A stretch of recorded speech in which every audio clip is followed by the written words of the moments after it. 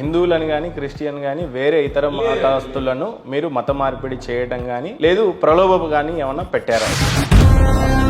మద్రసాలలో మీరు ఏం బోధిస్తారు? ఒకటి. మసీదులలో ఏం బోధిస్తారు? దేవుడికి పేరుందా? ఉందండి. దేవుడికి పేరుందా? ఉందండి. ఖురాన్లో దేవుడికి పేరుంది. ఉంది. దేవుడికి ఏమని పేరుంది? లా ఇలాహ ఇల్లా అనా, నేనే దేవుణ్ణి, నా తప్ప ఏ దేవుడు లేడు, నేను అల్లాని అని చెప్పి ఉన్నారు.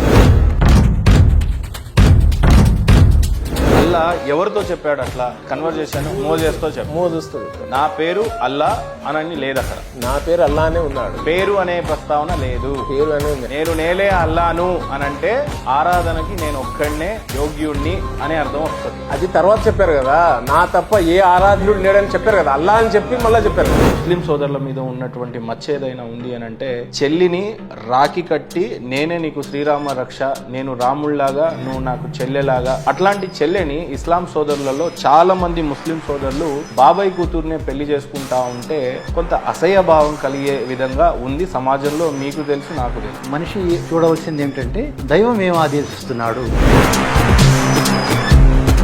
దాని వెనుక ఉన్నటువంటి బేస్ ఇదనమాట. దైవ ఆదేశం కాబట్టి చేస్తుంటారు. నేను 3 సార్లు అడుగుతాను ఇదే ప్రశ్న. హోలీ ఖురాన్ లో ఒక్క వర్డ్ చేంజ్ అవ్వలేదు. అవ్వలేదు. మార్పిడి జరుగుతున్నప్పుడు, ట్రాన్స్లేషన్ జరుగుతున్నప్పుడు కూడా. ట్రాన్స్లేషన్ అంటే ఇంకా ట్రాన్స్లేషన్ చేసే ఇప్పుడు 2000 వర్షన్స్ ఉన్నాయి బైబుల్. తౌరాత్ లో గనక అల్లా పేరు అల్లా అని ఉంటే నిజంగా మీరు ఏది చెప్తారు? తౌరాత్ లో అల్లా అనే ప్రస్తావన లేదండి. అవునండి. ఒక్క నిమిషం. ఏ ఆలింలనైనా మీరు ఫోన్ చేయండి, నేను కూర్చుంటా. తౌరాత్ లో గనక వినండి నిజంగా ఒరిజినల్ తౌరాత్ మీరు నాకు చూపించండి ఒకసారి. ఒరిజినల్ తౌరాత్ కాదు, ఒరిజినల్ ఖురాన్ కూడా మీరు చూపించలేరు. ఎందుకు చూపించలేము? ఎవరు రాశారు? ఏంది? ఇప్పుడు బైబుల్ ఎగ్జాంపుల్ కోసం చెప్తున్నా. బైబుల్ యేసువారు ఈ భూమి నుంచి వెళ్ళిపోయిందా 120 ఇయర్స్ తర్వాత రాశారని కొంతమంది చెప్తారు. వినండి, విశ్వసించాల్సిందే ఖురాన్ ప్రకారంగా. దాన్ని మీరు ఏ రకంగా కూడా తిరస్కరించడానికి లేదు. ఖచ్చితంగా మీరు నరకానికి వెళ్తారు. What I'm saying is Quran ఇది మార్పు చేర్పులు ఎవరు ఒరిజినల్ టెక్స్ట్ మొహమ్మద్ ప్రవక్త గారు ఖురాన్ ఎవరి దగ్గర లేదు సార్. ఉంది అండి. ఎందుకు లేదు?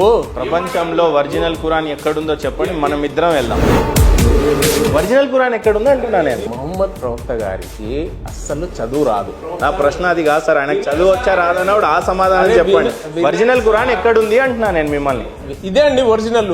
ఈ ఒక్క చుక్క కూడా డిఫరెన్సెస్ లేని ఖురాన్ ఇదే. ఇప్పుడు నా దగ్గర ఒక ఖురాన్ ఉంది, నాతో మీరు ఛాలెంజ్ స్వీకరించాలి. ఇది అందులో ఉన్న వర్స్ ఇందులో ఉన్న వర్స్ సేమ్ మ్యాచ్ చేసి చూపించగలరు. ఇవి 2 తెలుగే. ట్రాన్స్లేషన్ అండి అది. అరబీలో డిఫరెన్స్ చూపించండి మీరు. ఇది 2 తెలుగు ఎందుకు ఇన్ని రకాలుగా మార్చబడ్డది? ఇదేమన్నా డ్రామానా? ఇది దైవ గ్రంథం అన్నప్పుడు ఇన్ని రకాల ట్రాన్స్లేషన్ చేయండి. మీ ఇష్టం, మీరు రాస్తారు. ఇంకో ఆలిం వస్తాడు, ఆయన ఇష్టం అనేటువంటి గ్రంథం రాస్తాడు. వినండి, ఇది అంతా డ్రామా కదా. ట్రాన్స్లేట్ మీరు ఒరిజినల్ గా ఒప్పుకోవాలా. ఇస్లాంలో జరిగినటువంటి కొన్ని అనేకమైన విద్వాంసాలు, తప్పులు, బాధలు రాసినటువంటి వాళ్ళ తప్పు, మీ తప్పేం కాదు. నిన్ను సృష్టించిన సృష్టికర్త, నన్ను సృష్టించిన సృష్టికర్త ఒకడే అన్నప్పుడు దేవుడేదో మీ ఆస్తి, మీ సొత్తు అని మీరు భావించక్కర్లేదు అనేది నా ఉద్దేశం. ఇప్పుడు కళ్ళ మీద ఉన్నది నిజాన్ని మీరు యాక్సెప్ట్ చేయలేకపోతే మీరేమి ఏ రకంగా మిమ్మల్ని స్వీకరించాలి? మీరు 2 తెలుగు ఖురాన్లు ఉన్నాయి. చెప్పండి అండి, ఎందుకు ఊరికే వినండి. మరి అప్పుడు ఇప్పుడు నేనేమంటున్నా, ఇక్కడ 2 ఖురాన్లు ఉన్నాయి, 2 తెలుగే.